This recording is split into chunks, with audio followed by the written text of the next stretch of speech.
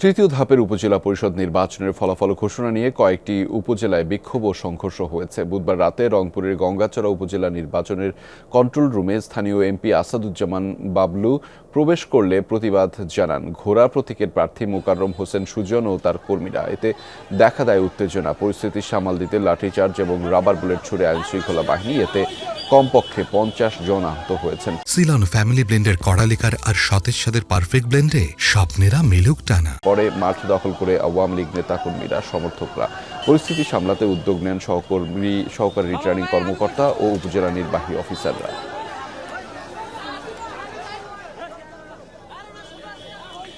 মানিকগঞ্জ সদরে ফলাফল ঘোষণায় বিলম্ব করার অভিযোগে মহাসড়ক অবরোধ করে বিক্ষোভ করেছে প্রার্থী সুদেব সাহার কর্মী এবং সমর্থকরা। তারা বলেন, কেন্দ্র থেকে ফলাফল সহকারী রিটার্নিং অফিসারের কার্যালয়ে পৌঁছালেও ফল ঘোষণায় দেরি করছিল কর্মকর্তা। তারই প্রতিবাদে বিক্ষোভে নেমেছেন তারা।